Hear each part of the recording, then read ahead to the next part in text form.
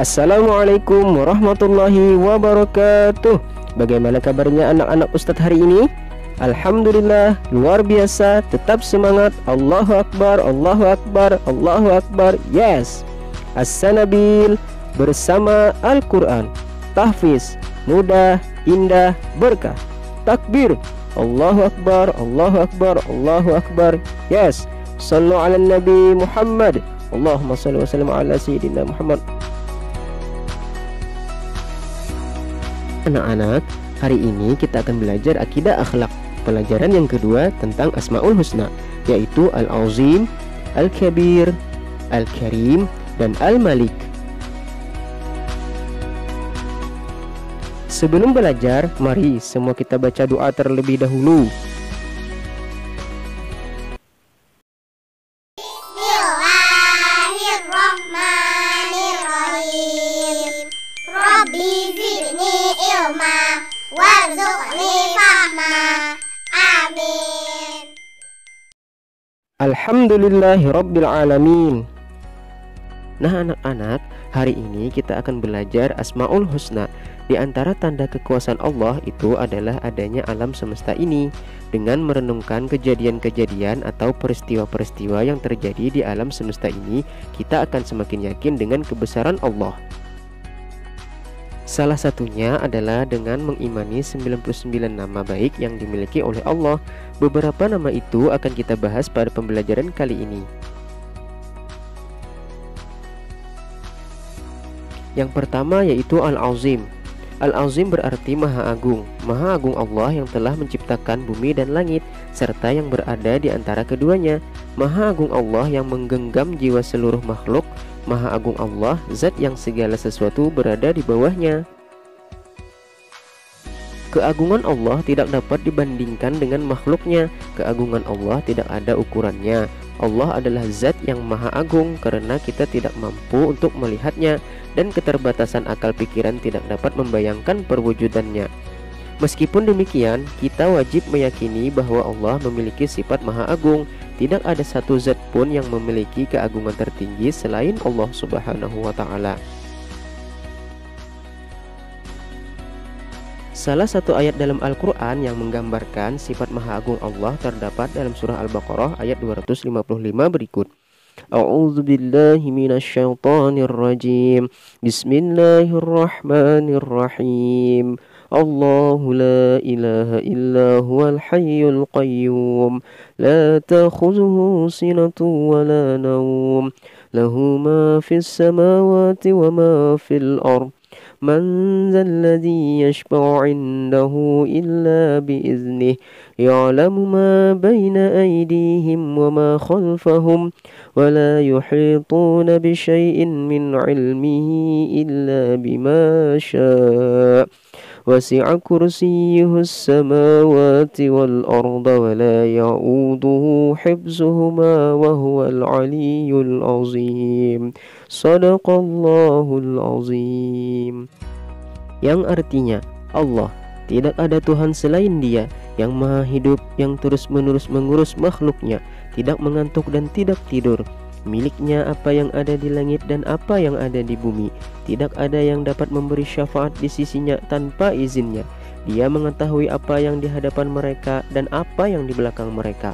Dan mereka tidak mengetahui sesuatu apapun tentang ilmunya, melainkan apa yang dikehendaki. Kursinya meliputi langit dan bumi, dan dia tidak merasa berat memelihara keduanya. Dan dia maha tinggi, maha besar. Surah Al-Baqarah ayat 255 itu disebut juga ayat kursi. Ayat kursi sangat terkenal dan banyak manfaatnya jika kita sering melafalkannya.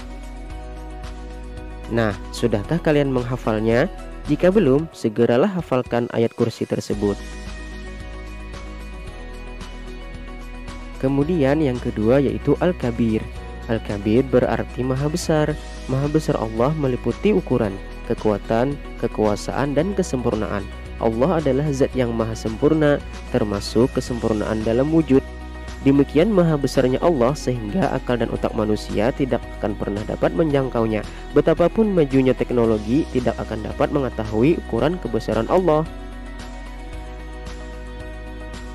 Salah satu firman Allah Subhanahu wa taala dalam Al-Qur'an yang menyebutkan sifat Al-Kabir adalah surah Al-Hajj ayat 62 berikut ini.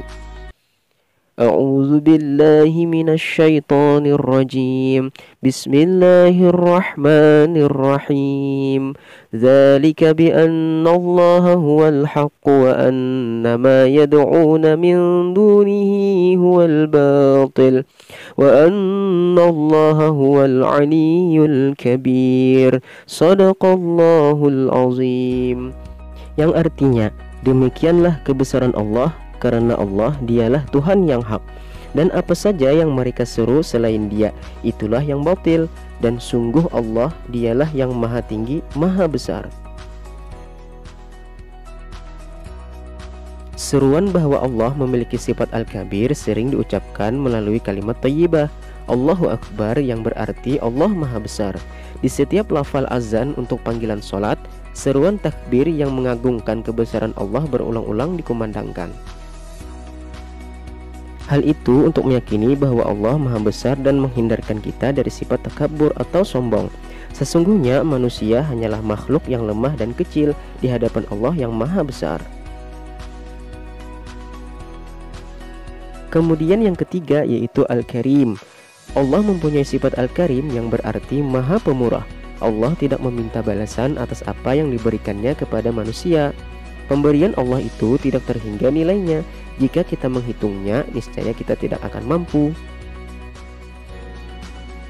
Allah berfirman dalam surah Ibrahim ayat 34 sebagai berikut. A'udzu billahi minasy syaithanir rajim. Bismillahirrahmanirrahim.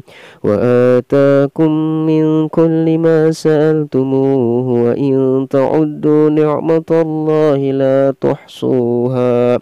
Innal insana lazalumun kafar. Shadaqallahul azim. Yang artinya, dan Dia telah memberikan kepadamu segala apa yang kamu mohonkan kepadanya, dan jika kamu menghitung nikmat Allah, niscaya kamu tidak akan mampu menghitungnya. Sungguh manusia itu sangat zalim dan sangat mengingkari nikmat Allah. Allah telah menciptakan berbagai macam keperluan hidup manusia. Setiap hari kita makan dan minum, ibu yang memasaknya. Tetapi Allah yang menciptakan beras dan air. Kita perlu rumah untuk berteduh, manusia yang membuat rumah. Namun Allah yang menyediakan kayu yang berasal dari pohon yang ditebang. Demikian pula ketika kita perlu baju untuk menutupi tubuh, manusia yang merancang dan membuat baju. Allah yang menyediakan bahan dasar pembuatan kain, yakni kapas. Allah sangat sayang kepada kita. Allah mencukupi semua kebutuhan kita. Rezeki dari Allah wajib disyukuri. Bagaimana cara mensyukuri nikmat Allah? Rezeki harus digunakan untuk hal-hal yang baik, seperti bersedekah, berinfak, membantu orang yang terkena musibah, dan lain-lain. Kemudian yang keempat yaitu Al-Malik. Allah adalah zat yang memiliki sifat Al-Malik. Al-Malik berarti Maharaja, sang penguasa dan pemilik alam semesta. Sangat berbeda dengan raja manusia. Allah adalah raja yang kekuasaannya tidak terbatas. Kekuasaan Allah meliputi kerajaan langit dan bumi. Artinya Allah berkuasa di wilayah langit dan wilayah bumi, juga di antara keduanya.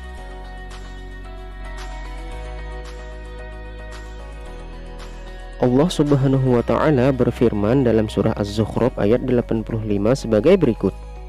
A'udzu billahi minasy syaithanir rajim. Bismillahirrahmanirrahim. Wa tabarakalladzi lahu mulkus samawati wal ardi wa ma bainahuma wa 'indahu 'ilmus sa'ati wa ilaihi turja'un. Shadaqallahul azim. Yang artinya, dan maha suci Allah yang memiliki kerajaan langit dan bumi, dan apa yang ada di antara keduanya, dan di sisinya lah ilmu tentang hari kiamat, dan hanya kepadanya lah kamu dikembalikan.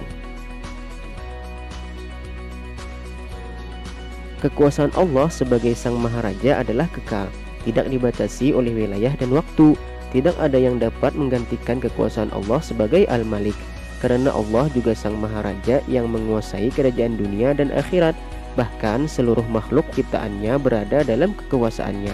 Tidak ada satu makhluk pun yang berkuasa atas dirinya. Oleh sebab itu, seluruh makhluk tunduk pada kekuasaan Sang Maharaja, yaitu Allah Ta'ala. Alhamdulillahirrabbilalamin. Nah anak-anak, untuk pelajaran kita hari ini cukup sampai di sini dulu. Semoga apa yang sudah kita pelajari tadi bermanfaat bagi kita semua. Wabillahi taufiq wal hidayah. Assalamualaikum warahmatullahi wabarakatuh.